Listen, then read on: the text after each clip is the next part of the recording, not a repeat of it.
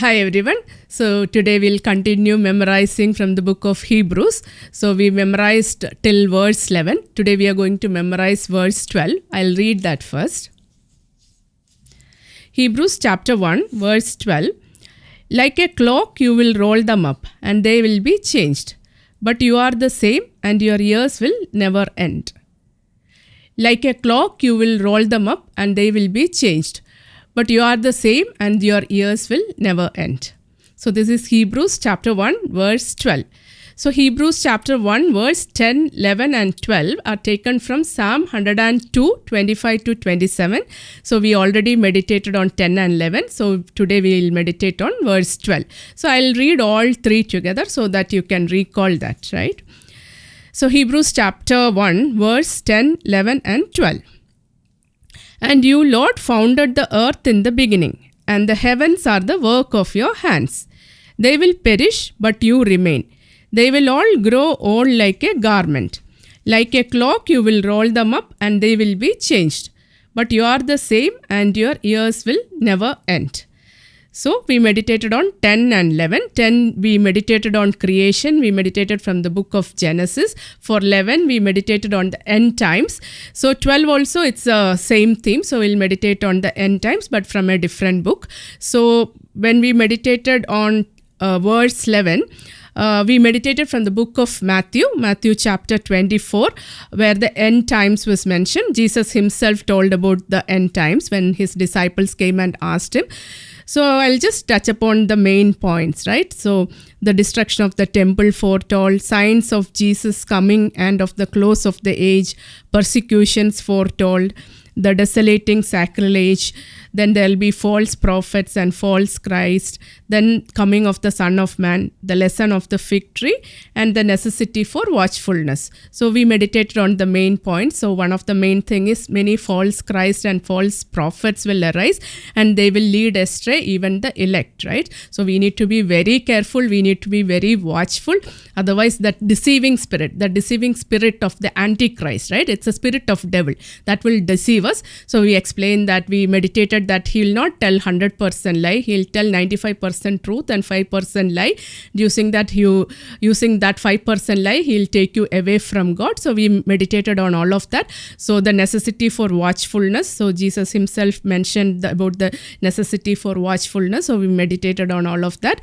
So when you have time, go and meditate on Matthew chapter 24. Okay. So for today, we'll meditate from the book of Daniel and from Revelation. So same end times. So I'll just read from the book of Daniel first. So Daniel first, chapter 7, it talks about the four beasts and the ancient of days, okay, about the Son of Man. But I'll not read from the beginning because that will take time. So I'll read from the fourth beast and to the Son of Man, right? The ancient of days. His kingdom is established. So I'll read that. So Daniel chapter 7, verse 7 onwards. After this, I saw in the night visions, and behold, a fourth beast, terrifying and dreadful and exceedingly strong, and it had great iron teeth. It devoured and broke in pieces and stamped the residue with its feet. It was different from all the beasts that were before it, and it had 10 horns. I considered the horns, and behold, there came up among them another horn, a little one, before which 3 of the first horns were plucked up by the root. And behold, in this horn were eyes like the eyes of a man, and a mouth speaking great things. As I looked, thrones were placed, and one that was ancient of the days took his seat. His clothing was white as snow, and the hair of his head like pure wool. His throne was fiery flames, its wheels were burning fire. A stream of fire issued and came forth before him. 1,000,000 served him. 10,000 times 10,000 stood before him. The court sat in judgment, and the books were opened. I looked then because of the sound of the great words which the horn was speaking. And as I looked, the beast was slain, and its body destroyed and given over to be burned with fire. As for the rest of the beasts, their dominion was taken away, but their lives were prolonged for a season and a time. I saw in the night vision, and behold, with the clouds of heaven, there came one like a son of man.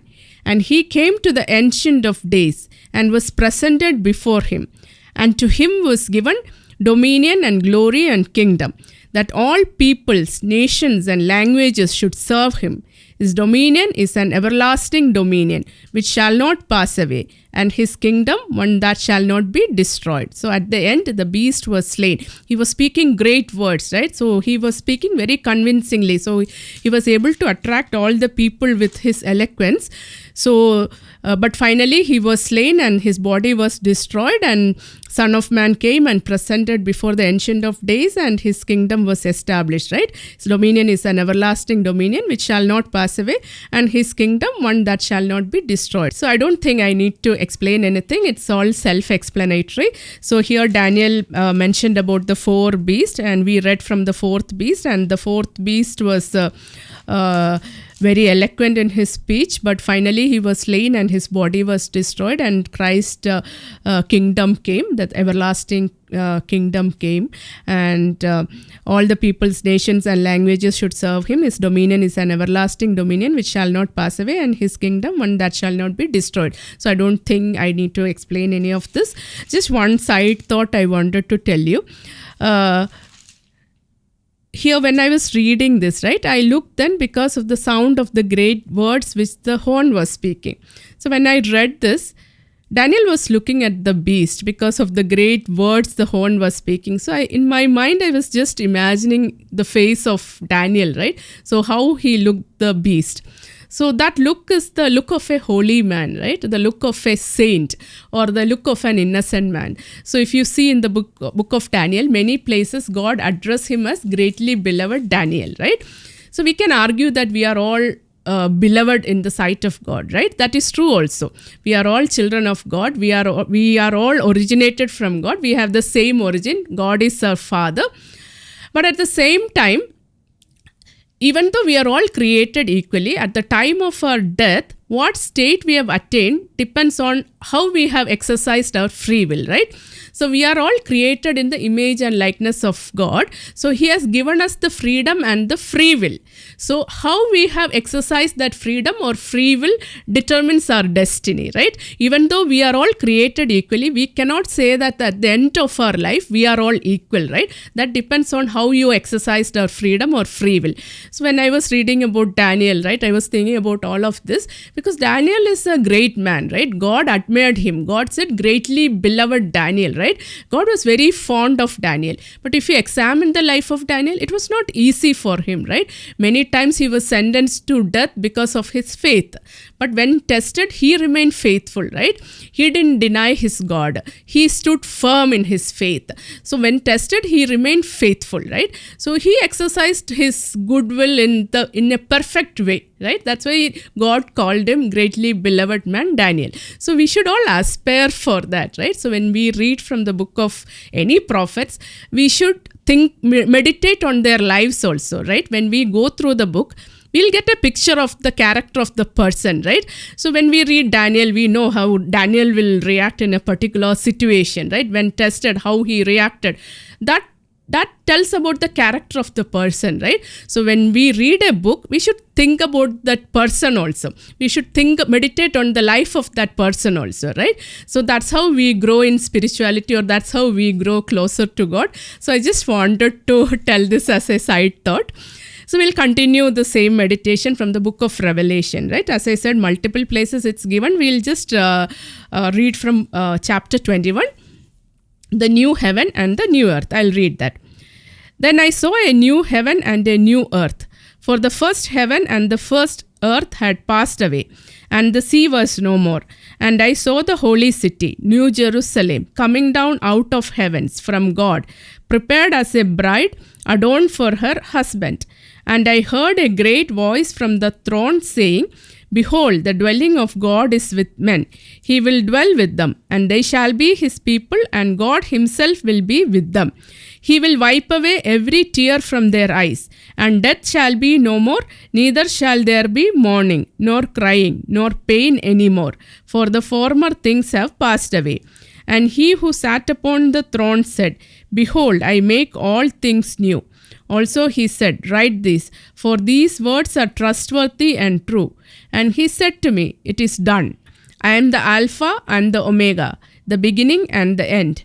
To the thirsty I'll give water without price from the fountain of the water of life. He who conquers shall have this heritage, and I'll be his God, and he shall be my son.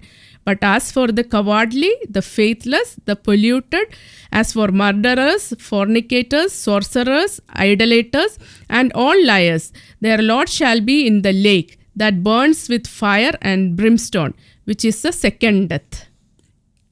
What a great promise. At the same time, a warning also, right? So we should meditate on Revelation chapter 21. So with this, we'll conclude meditating upon Hebrews chapter 12. So I'll just read that again. Sorry, Hebrews chapter 1 verse 12. So I'll read that again. Hebrews chapter 1 verse 12. Like a clock, you will roll them up and they'll be changed. But you are the same and your years will never end. Like a clock, you will roll them up and they'll be changed. But you are the same and your years will never end. God bless you all. Thank you.